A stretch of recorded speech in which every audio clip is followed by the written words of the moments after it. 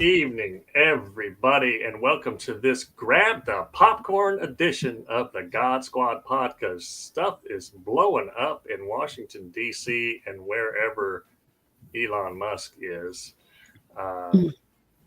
Wow, I had a lot of other stuff that I want to talk about, and I hope we can get to it, but by now, most people know that the two biggest narcissists in America are at handbags at 15 paces. How you doing, D? I'm doing fine. Man, I did not. The news. I don't know what we're gonna do today. What do we? I mean, because what are we even talking about if we're not talking about the bromance is over? What's up, Lisa? What's up, Judy? What's up? The bromance is over. It's over. What's up, Matt? When does the first AI diss track drop? Tonight at midnight. The track drop at midnight. Is Trump gonna drop it? I mean, the irony of the potential for Elon Musk to be the one to spill the tea to the MAGA world, because most of us know that Trump is on that Epstein list, right? But everybody know that. But the MAGA world apparently does not know that, which I saw today. Patriot Takes, which is a MAGA account, said, did Elon just name Trump as a pedophile? And yeah, man, because he's all up in that report, and that's the only reason that shit ain't been released yet, just like Musk said. Well, and here's the thing. Now it puts them on the defensive, because now they're gonna feel like they have to release it, right? But they can't really release it because it really does have. But it's gonna make them. It's gonna put them. Now you already know. You know what? I'm not gonna say I feel sorry for Carolyn Levitt or however you pronounce her name, but I don't want her. I wouldn't want her job tomorrow. Oh my goodness. I because she cannot put lipstick on this particular pig. I don't care how she tries with her fascist lion propaganda mouthpiece, but oh my goodness, there ain't enough lipstick in the world for this particular pig. And for those who haven't been tuning in, this started, was it just yesterday with the first post? Was it yesterday or the day before, where he posted about the bill, and he's so dramatic? He's just like, I can't take it anymore. This bill is going to add $2.5 trillion to the deficit, Musk said in a tweet. I mean, we know that, but again, MAGA world lives in their little MAGA world bubble where they're fact-resistant humans, and the information just kind of bounces off. But and if he Musk said anybody who voted for it was wrong, and you know it. Yeah, but if Musk says it, it must be true, right? Like, because so many of the MAGA people love Elon Musk. I don't get it. I do not get it. But it really started when they started talking about Musk's rampant drug use. And did you see he had a black eye last week? Yeah. Did you see what he said about it, though? What did he say? That he fell down the stairs or something? He said that his son X, he told him to punch him in his eye, and he did. Is that? Oh yeah, no 5-year-old did not do that. Ain't no 5-year-old did that. Come on, man. That's the story. Oh my goodness. Uh-oh. Oh no, you're fine. Oh, okay. All right. Yeah, if that's a 5-year-old, then get that kid signed up to a gym and get him training right now with the boxing coach, because he's going places. Yeah. But I learned today, I looked into the drug stuff earlier today, and ketamine, cocaine, LSD, mushrooms, Adderall, all sorts. And apparently he's taken so much ketamine that his bladder function is problematic now for Elon Musk. So that dude's got some issues. being a malignant narcissist is only one of them, and trying to disrupt democracy and everything else is another one. But there's just some other stuff that I wanted to bring up, because the cacistocracy is in full effect. And this might have slipped under some people's radar. But Donald Trump has appointed a 22-year-old with no experience to be in charge of counterterrorism at the DHS. And this is the dude right here. I don't know what he's. I don't know. I don't know. That's the most punchable face besides Rapey McForehead that I have seen.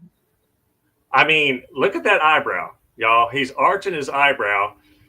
His only leadership experience ever was being the Secretary General of a model UN. Which is like a mock UN? Yeah, like a mock UN at college. And now Where does he find these guys? Where does he find these people? Well, this should surprise nobody. He interned with the Heritage Foundation, the fascist behind Project 2025, and he worked in Trump's campaign when Trump was campaigning to be president again. And I read today that this guy became enamored with Trump when he was 13 years old and was like, Donald Trump is the only man in the world that can save the world. And now here we are in a time where there's been how many attacks, different kinds of domestic terrorism attacks just in the last few months. And now this clown whose only qualification is being a sycophant for Trump, he's 22. Y'all, after 22. I got out of Marine Corps, 22, just got eligible to drink last year. Right. I just, heaven help us. So I'm sorry that I afflicted. Actually holding the position, or he's got to be approved? No, he's in the position now, and his name is Thomas Fugate. I don't know if I'm saying that right, but as ProPublica reported, counterterrorism experts are worried that he has no experience. Yeah. So the cacistocracy is in full effect once again, and now we've got this other sideshow going on between Trump and Musk. And did you see that David Richardson, the temporary head of FEMA, didn't know that America had a hurricane season? I saw that mess. And Carolyn Leavitt tried to clean it up. But there ain't no cleaning that mess up. How you gonna clean that up? Somebody literally he tried to pretend it was a joke. Yeah. He tried to pretend it was a joke. But the staffers that heard it were appalled. And again, as reported by the Associated Press, David Richardson, acting head of FEMA, has exactly 0 national disaster response experience. And we're heading into hurricane season. It just started and it goes until November. And they've already predicted that there's going to be 10 hurricanes. They've cut a bunch of staff at the National Oceanographic and Atmospheric Association, the people that do the weather forecast. And we've already seen they want to get rid of FEMA. And the guy that was over FEMA that said, no, we kind of don't really want to get rid of it. Then they got rid of him for saying that. Remember? Right. And then they put this clown in. And there were just a bunch of tornadoes and stuff that happened in Missouri. And the people didn't get the normal advanced warning because why? Because they cut staff at the NOAA. Why did they do that? Because the people at the National Oceanographic and Atmospheric Association believe in climate change. As our friend, I put that ugly mug up there again. As our friend Rabbi Seth Goldstein said, our government is trying to kill us. But he only hires the best people. And also it's based on merit, remember? He must be qualified. Oh yeah, he must be Doogie Howser Part 2 or something. And it just nobody knows his genius yet. I just can't with these people. I cannot. And then how about, and I just saw this from our talks earlier today, this clown of a president talking to the German chancellor. The German chancellor said, "Oh, may I remind you that we are having June 6th tomorrow. This is the D-Day anniversary. Trump says not a pleasant day for you. That was not a great day." The German chancellor says, "This was the liberation of my from Nazi dictatorship." Oh my God. You can't make this stuff up. He's like, actually, it was a great day for us because we got liberated from the Nazis. So yeah. So you don't know history, or you don't know what the hell I'm talking about without saying you don't know what the hell I'm talking about. I mean, what do we expect from the guy who was talking about ostensibly South Africa, but he was showing videos from the Democratic Republic of Congo? Because, Africa's a country and they all look alike to Donald Trump. It's Africa. Just the whole, the nation of Africa. It's all because I guarantee you that was going through his mind. You already know. It don't matter where the picture is from. It's from Africa. Okay. That's right. Donna said maybe he thinks being under Nazis is good. Oh well, yeah. You never can tell. You never can tell. That's probably true because he did used to keep a copy of Hitler's speeches beside his bed, according to Ivanka Trump. But this next thing is scary, and I mean, legit scary. Do y'all know who Peter Thiel is? He was one of the people who started PayPal. He's a techno-fascist who thinks that democracy was one of humanity's worst ideas. And now he has been working with the Trump administration to do data surveillance to try to create a cross agencies data collection to surveil the United States. Oh yes. And to see and this fascist clown loves Lord of the Rings. And I guess he did not get the memo that J.R.R. Tolkien was anti-fascist. Mm. But here's what the CEO of Palantir, which is a Tolkien reference, said about this surveillance state plan to pluck data from across multiple U.S. agencies to basically surveil any citizen. Palantir is here to disrupt and, when it's necessary, to scare our enemies and on occasion kill them. What? Yeah. And this has been reported by MSNBC and Mother Jones, and even MAGA supporters are getting mad. You know those ridiculous Hodge twins? You ever heard of them? Yeah, they said, I hope this ain't true. Y'all, we tried to tell you. Nick Fuentes, the white supremacist, Jack, I almost said jerkwad, who said, your body, my choice forever. And some woman went to his house. He's also mad about this. Like, come on, people. You're a fascist. And this is just fascist stuff with technology. So Peter Thiel is another South African immigrant that needs to go away and go far, far away and leave the United States alone, because that is scary stuff. If you can start taking stuff from the Department of Homeland Security and the IRS and the Health and Human Services and figure out what their voting record is and what they're saying online and all that kind of stuff, it don't take long before people are knocking at your door because you said something that they didn't like. And these, what was it?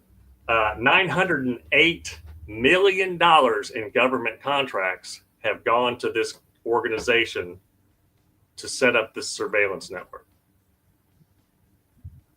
And for what reason do we need a private company to do that?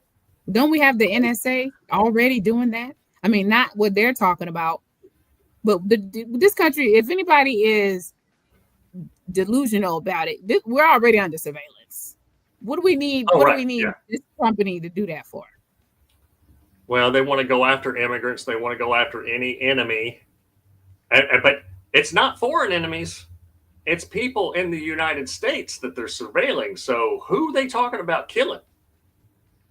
Right. Like people like us who do a podcast that talks about this crap. like, but I mean, and the thing about people like Musk and Teal are that they think that they can act with impunity because they're so rich. Mm-hmm. And they control so much, and they've got data mining and all that kind of stuff. Now would be an awesome time. Speaking of access to information, Musk has got to be Trump's worst nightmare. Oh, right. Because it's one thing for somebody to be trolling you on the internet. It's another thing for that somebody to have had government clearance, been on the inside, seen everything, got access to all the data everywhere, and is the richest person in the world. That's a whole different thing. He got to be the worst nightmare for Donald Trump, because he know everything, and what he don't know, he got access to or had access to, and then he got enough money to follow through on whatever threat he makes. So when he says impeach Donald Trump, or when he said, like he said, I guess earlier today, or when he says we need to fire everybody that votes for this bill come November, he got money to make that happen. Yeah, he got money to primary everyone.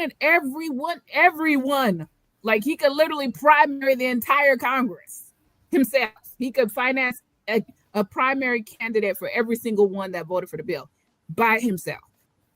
Yeah. Well, and that because he had all access to Trump, that he heard Trump say things that Trump probably is going to wish he hadn't said. And he's probably seen stuff because of his own data collection and whatnot. So yeah, spill the tea, Elon. Spill the tea. And then Donald, spill the tea on Elon. Whatever.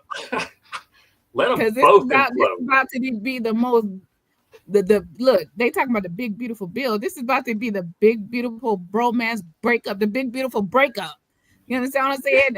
I'm here for it. To break out the popcorn, the soda with the extra butter. I'm about to be somewhere on the couch rubbing my feet together in front of this TV, watching this fall out like it's a doggone season premiere. Okay, I'm ready for season 2 already.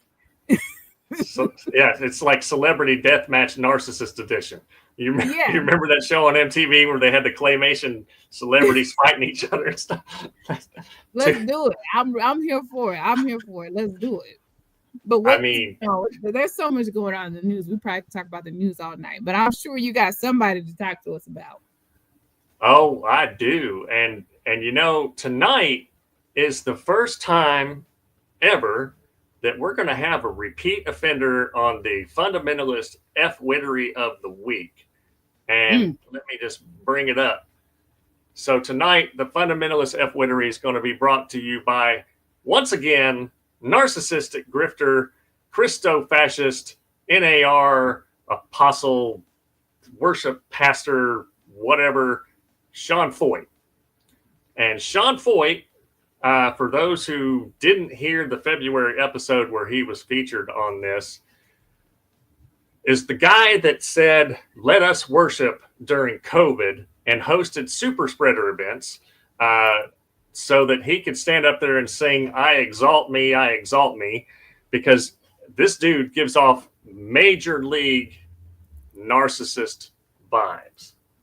And his own, well, before I get to his staff and the accusations, earlier either this week or last week, he was flying across the country and there was a bunch of severe weather, and he made a video claiming that the delays because of tornadic weather was spiritual warfare against him, as if he's something super special and Satan controls the weather. What? I mean, that's the kind of, delusions of grandeur and narcissistic thinking. You ain't that special. Yeah, I mean, he ain't. But former staff at multiple ministries have accused him of a pattern of unrepentant, abusive behavior and financial malfeasance. And I'm just going to read this straight from the people who said it. Long-standing pattern of moral and ethical misconduct by Sean Foyt, who's apparently his actual name is John Christopher Foyt, but he for some reason goes by Sean. Over many years, we have personally witnessed Sean choose to engage in repeated and unrepentant behavior that includes manipulation, exaggeration, control, lying, gaslighting, spiritual and emotional abuse. Over multiple years, Sean has a consistent and long-standing pattern of denying, attacking, and reversing victim and offender, Darbo, when confronted with his sin. They accuse him of abuse of power, retaliation against whistleblowers, and failure to address internal complaints, and multiple accusations of financial malfeasance, where he's asking people for money from different arms of his ministries and then doesn't tell people where it's going. But then he's bought many, many properties worth hundreds of thousands and sometimes over $1 million. And he's also used funds to fund the ministry funds, the nonprofit ministry funds that aren't taxed because he claims to be a church, for personal expenses. And he's a narcissist because and one of the other things that they said was that he demands absolute loyalty. And that sounds an awful lot like Donald Trump. So I'm going to try to share my screen because he weighs in on the Trump Musk thing here. Let me see. Did that come up? I don't know how to do this. No. You want to share your a video? Yeah. Okay. Remove the slide. There we go. Okay. And right. Click on present and then share screen and then share screen and then select the screen you want to share when that pop-up comes up. Did that come up? Did you select a Chrome tab? You should see a pop-up come up and telling you what to choose, what screen you want to choose. Or you can send me the link and I'll show it. Okay, here. Yeah, I'm going to do that because I don't know what the heck I'm doing. This is what happens when I try to produce things and I don't know what I'm doing. You send me the link? Yeah, I'm trying. I'm so technologically challenged, y'all. I'm pretty decent at research, but I'm terrible at technology. All right, now I can't. Not now. Get off the screen. Okay. Did you see it? Okay.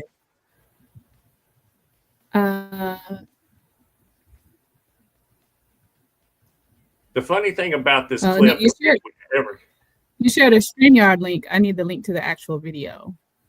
Oh, well, my goodness.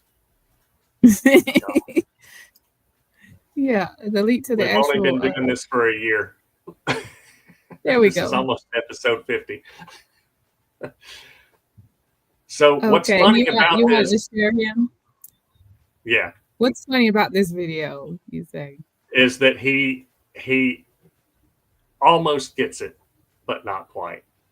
His utter lack of self-awareness and the self-awareness of the people that listen to him is pretty astonishing. Okay, can you fast forward that to 36 seconds? In real time. And I just feel, man, I feel the need so heavy for us to pray. And so for whoever wants to join me, I'm going to pray over this. And I'll tell you why. This public to see.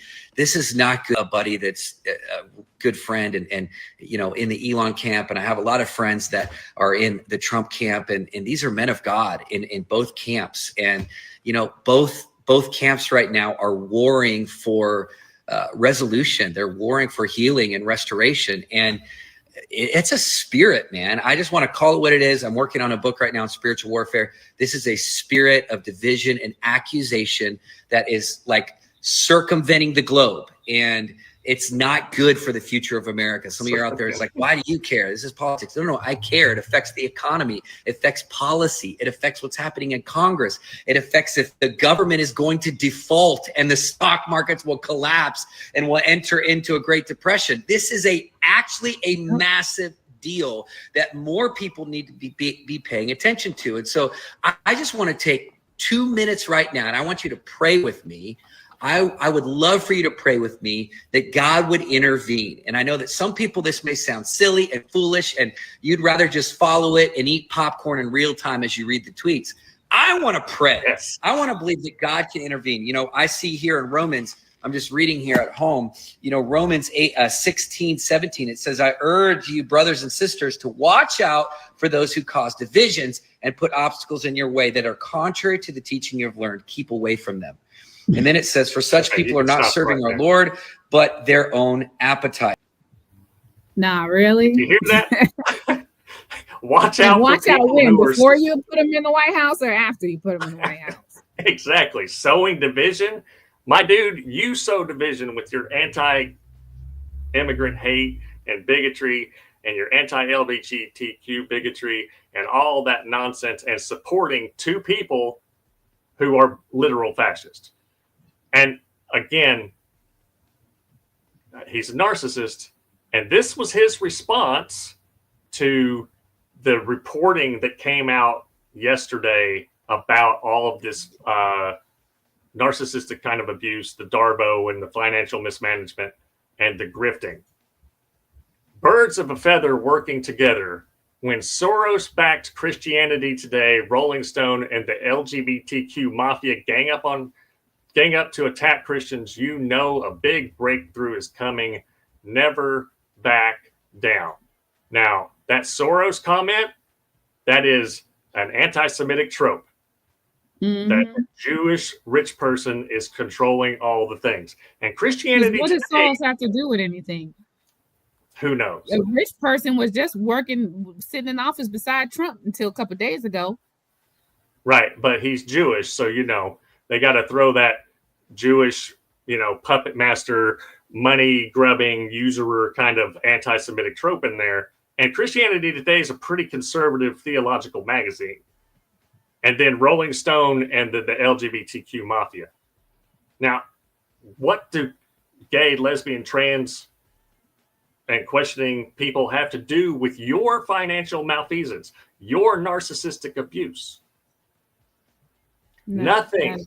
It's just deny, deflect, put it over here, blame the culture war, blame the Jewish people, blame Rolling Stone, but never reflect and figure out what his own role is.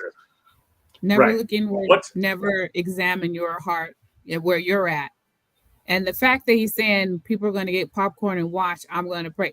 I don't have a problem with you praying. Go ahead and pray. But this is the only time that you thought you should be praying. Not when that clown been out saying all the crazy stuff he's been saying. Not when that clown been out doing all the crazy stuff he's been doing. Not on the campaign trail before he got in the White House when he was saying and doing stuff and acting crazy and talking about sharks and batteries and birds and windmills and sounding like a complete and total lunatic. When did you want to start praying? When did you want to start praying? See, the thing about these religious Christian nationalist folks, it ain't the prayer, it's the selective spirituality of what they do. Like, when does it apply? When Trump does something completely and totally corrupt, you don't have anything to say. When Biden does something questionable, not necessarily corrupt, you got every goddamn thing to say. Yeah. Yeah.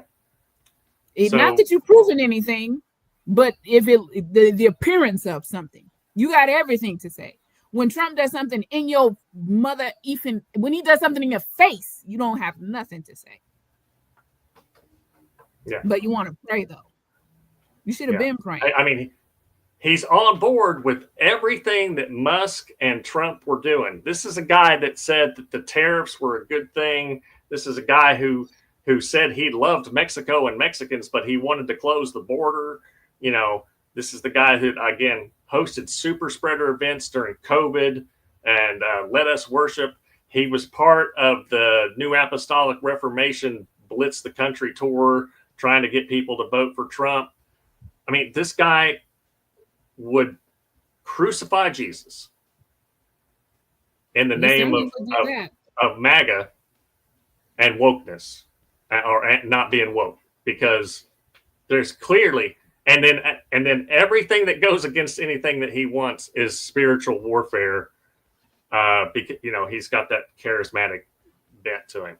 So for all of these reasons, Sean Foyt is our first repeat offender on the fundamentalist F-wittery of the week. And I hope and pray that he gets what's coming to him. Oh, I forgot to mention this. Ministry Watch, which is an organization that looks at different ministries to see, kind of like the Better Business Bureau, right? They said they give his ministries an F rating for financial transparency, 0 stars for financial efficiency, and a donor confidence rating of 19 out of 100, meaning that donors should not give Foyt or his ministries any money. And then on a social media post, a person who has been sponsoring his ministry and giving money said, "Hey, this is really alarming. I'd like to see the financials to know that my money is going to something good." And his response was not to say, "Okay, here's transparency. You can go to this website and you can see where everything is," like a nonprofit should. He said, "Why don't you just travel to India to see the work that we're doing over there? The wonderful work," right? Because everybody's got enough money to just travel to India. So again, no transparency, but on his website, he says he wants to be transparent in every and all thing. Lying, grifting, clown. Just absolutely ridiculous.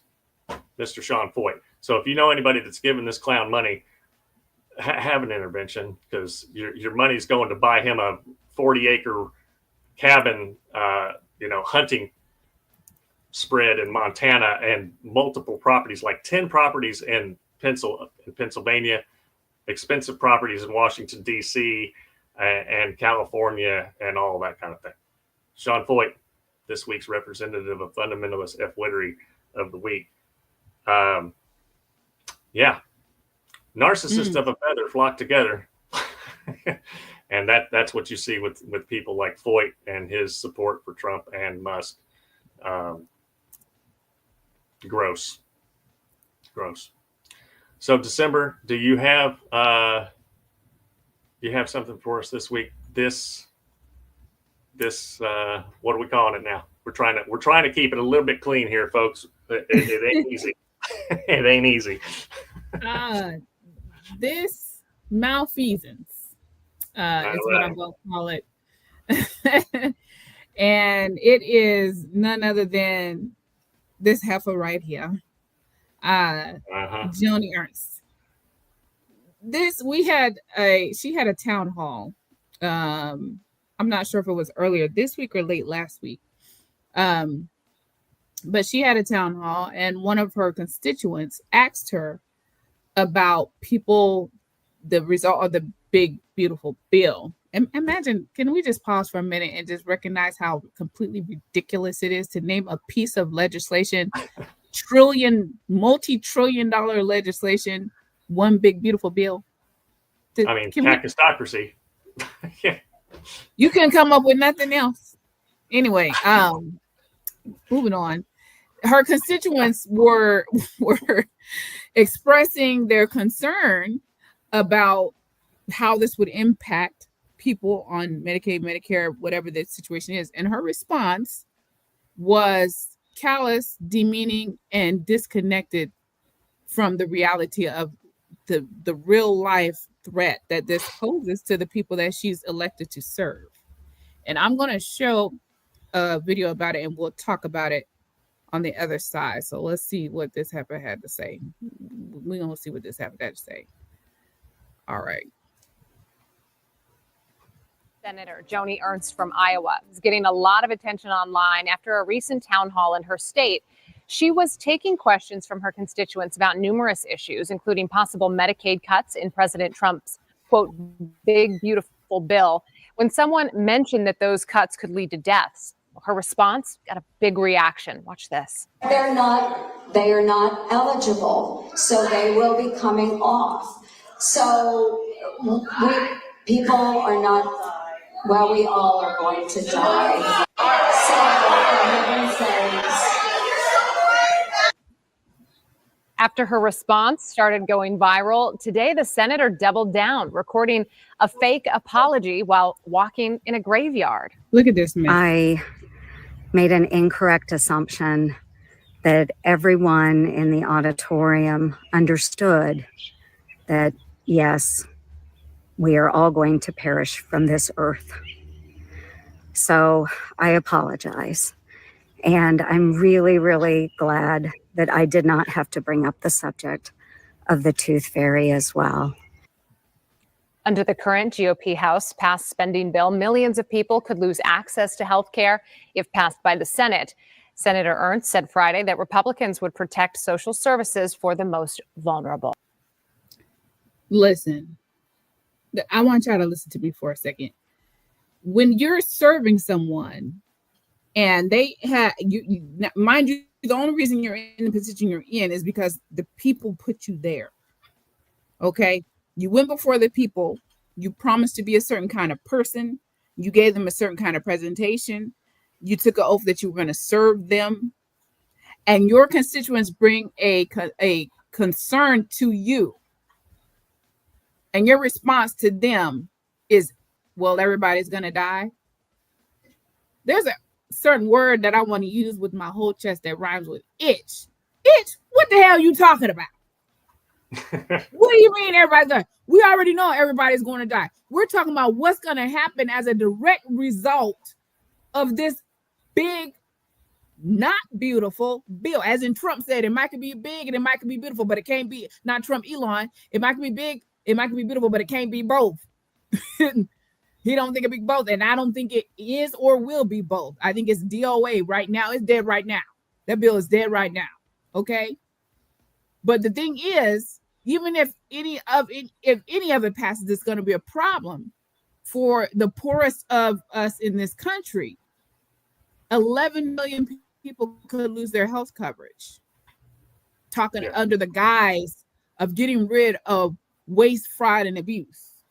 Waste, fraud, and abuse. If you want to get rid of some waste, fraud, and abuse, you need to start with all these billionaires that you got around you in your cabinet and what they're doing and what they're dismantling and why that they fired all these inspector generals. Those are the people there to get rid of waste, fraud, and abuse that you moved on out of the way. Why?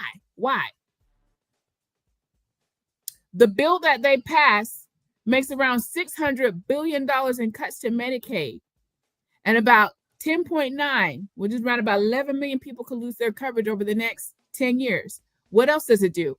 It cuts $230 billion from SNAP over 10 years. Okay. What else does it do? It makes the requirements. I'm not necessarily opposed to some of this, but I already know what this means, and I already know it's not going to be even-handed nor fair, rolled out across the board in every community for every constituent. And that is making the requirements more stringent for having access to these benefits. You already know how that's going to go. You already know how that's going. You and I both know how that's going to go. It's going to go like everything goes. It's going to be discretionary, and because it's going to be discretionary, which means sometimes they'll do it and sometimes they won't. It's going to end up with systemic racism and every kind of other thing woven all into it. because everybody's not going to do it even-handedly. It's going to go like it always go. Let me tell you what else the bill does. At this part, this is where you know that there's petty and intentionally wicked things that they're doing with this, that they buried in this bill, that have nothing to do with the budget of the country or anything else. Let me give you an example. Obamacare enrollment or Affordable Care Act, you know, because some folks don't know that those are the same. Some of the MAGA folks that's actually on it. Okay. The bill ends open enrollment for the Affordable Care Act a month earlier. Now ask yourself, why would that even be necessary? Why would that even be in a budget bill? Most states hold open enrollment from November 1st. I want you to listen to this. From November 1st to January 15th. This bill requires open enrollment to end on December 15th. Why? Why would the bill require to end? Why would you back it up a month? Why would you do that? You want to know why? Because the Kaiser Family Foundation found that roughly 40% of enrollees, or about 10 million people, select their plans after December 15th. So just by them backing the enrollment deadline up 1 month, that effectively cuts out about 10 million people. Ask yourself, why do they want to do that? Just to be spiteful, just to be wicked, just to keep people from accessing it. Another thing, the legislation also eliminates a Biden-era policy that allowed year-round enrollment for the poorest Americans. So those up to 150% of the poverty level, which is around $22,600 a year, they were eligible to enroll all year round at any time. They want to cut that out. So they want to say, no. Not only can you not enroll all year round, which I don't understand why you can't. It doesn't make sense to me, you know, but hey, not only can you not do that all year round, but we're going to cut the time down by a month too, and not just any month, but the specific month that accounts for such a big block of enrollment all at one time. Right. Now you got to ask yourself, why are they doing that? It ain't, what does that have to do with the budget? What does that have to do with waste, fraud, and abuse? Not a damn thing. Not a damn thing. What that has to do with is making a way for people not to have access to healthcare. And why wouldn't you want people to have access to healthcare? Unless you're just a wicked MF. We all gonna die. We all gonna die. We all gotta die. Her response to that is, we all gotta die. Now ask yourself if that's a reasonable response to a legitimate concern. And she's talking about, well, they're not eligible, they're gonna be kicked off. No, you're making them ineligible. Right. They're eligible, that's why they're on it. The bill makes them ineligible, just like the stuff that Trump is doing is making legal immigrants illegal. There's hundreds of thousands of people who are now illegal that were legally here a month ago, that went to bed legal and woke up illegal. Right. That literally happened to hundreds of thousands of people from Nicaragua, from Venezuela, from Haiti, from Cuba. Went to bed legal, woke up illegal. Went to bed with an appointment to be somewhere that they're showing up on time for appointments that the government gave them to check in, to do what they're supposed to do legally, getting arrested at their legal appointments that they set up with the government, that the government gave them, getting arrested at those appointments and getting deported. Sometimes at the courthouse. At the courthouse. At the immigration hearing. Husbands, fathers, wives, children, teenagers, whatever. Now you got to ask yourself, the administration said, we're focused on crime. We're focused on gangs. We want to get these violent criminals out of the country. No, you're not. And you're a coward because you took the easy way out.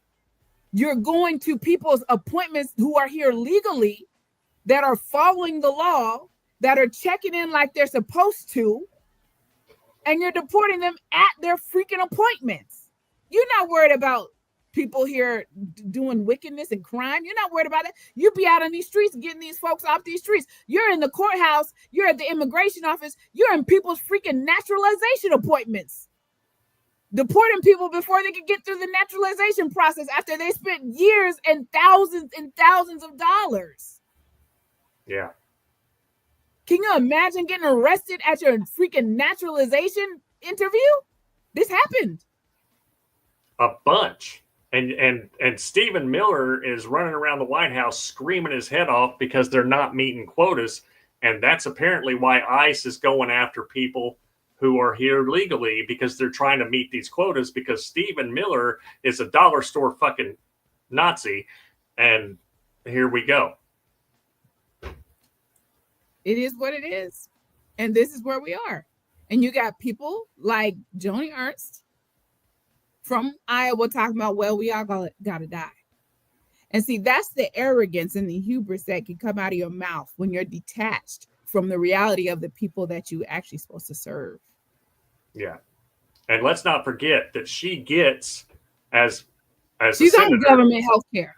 Government health care. And I do not condone violence like this. But somebody, it's been making the rounds on social media that Luigi Mangione should use the "we're all going to die" defense about that healthcare CEO that he allegedly murdered. Wow. Because if that, I mean, if I were Joni Ernst, I would be scared right now. Because you know that there is somebody out there that is not a pacifist and who is a Second Amendment maniac, but also has a family member that's about to get kicked off Medicare or Medicaid or lose their SNAP benefits or some other thing that shows that that woman is not pro-life. I would be scared if I were her. But these people think that they can act with impunity, even though none of this is popular. And that's why they keep trying to push it through in the middle of the night and whatnot. It's evil. But you just got to call a duck a duck. It's evil. It's crazy. It's crazy. And yet that's what we're dealing with. This is what we're dealing with. And I think it's the tone deafness. Yeah. And I think what bothers me more than that is she probably called herself a Christian. Oh, yeah, she does. In a follow-up video, she said, if you really want to know about eternal life, you should give yourself to my Lord and Savior, Jesus Christ. And she did that after walking through a cemetery, talking about, she glad she didn't tell them about the tooth fairy. Yeah. So, Joni, I would love for you to sit down and read your Bible, because it ain't just I believe in Jesus thing. That ain't going to cut it. He's going to say, depart, I know you not. Get over there with them goats. That's right. Joni Ernst can go straight to hell, for real. Because how dare you come on after that and then have the name of Jesus in your mouth? Yeah, keep his name out of your mouth. Joni You don't know that man. Look, like Kiki Palmer said, I'm sorry to that man. You don't know that man. You don't know that man. You don't know him. And he don't know you. And he gonna tell you as much. Okay? Yeah. But that is my TMF of the week, is that heifer right there talking about, well, we all gotta die. No. A child that is dealing with cancer does not have to die as soon or at all. Somebody's grandmother who needs insulin does not have to die. Somebody's father who's a retired veteran and who needs in-home care does not have to die. Everyone, I don't care how much money you make. You're only a few degrees separate from somebody who's affected by everything Trump is doing, who's negatively impacted. Yeah. I don't care what social ladder you're on. They're so tone deaf. What is the name of that? The gentleman that's over is, I don't know, it's not the Treasury, but it's something he was saying. Well, if my mother-in-law, if she misses her Social Security check, she's not gonna. The only people that really complain are people who are fraudulently using it. In other words, and I was like, did this clown really just say that? You're a and he's a mega. Your mother-in-law, she probably don't even need the damn money. What you mean?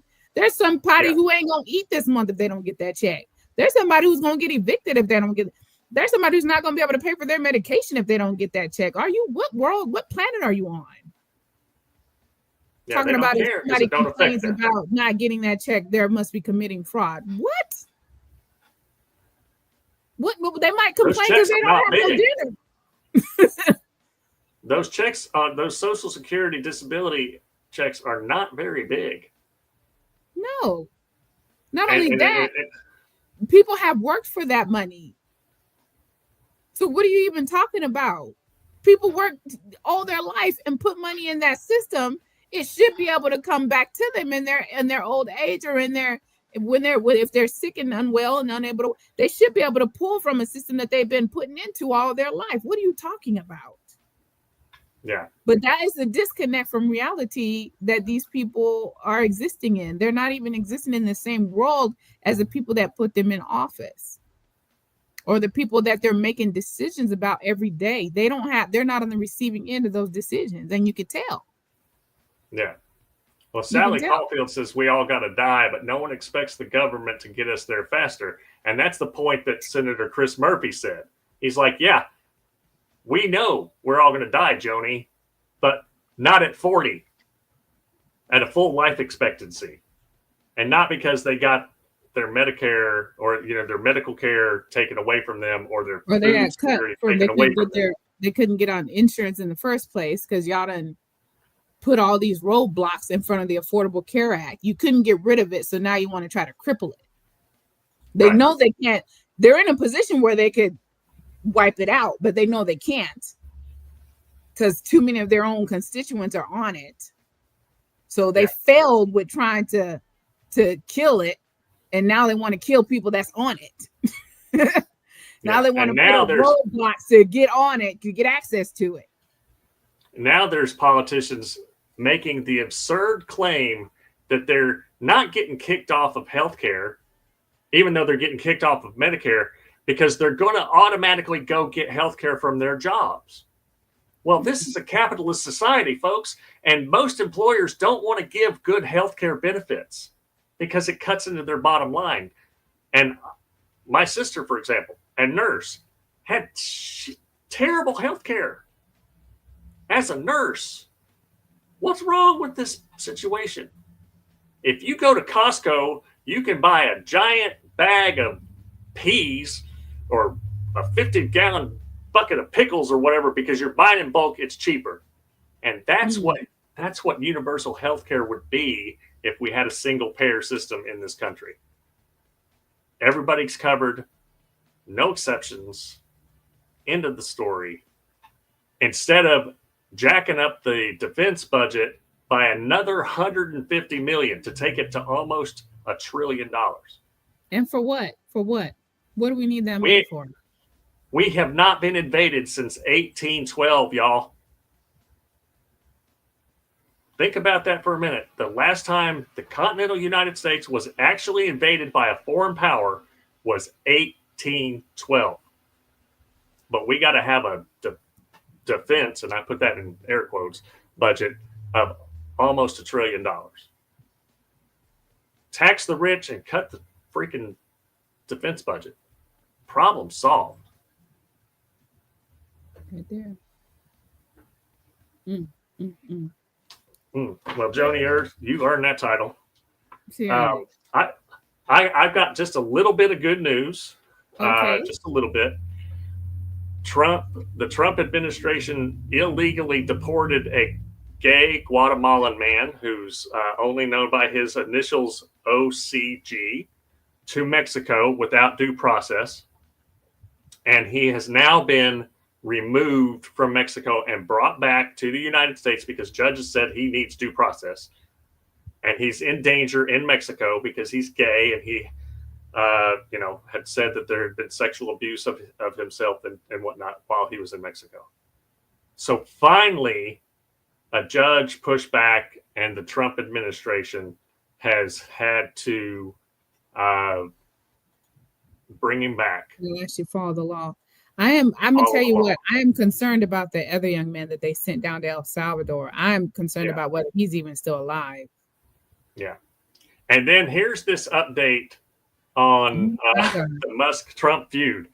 This was from 4:43 this afternoon. Musk shares a video showing Trump at a party with Epstein.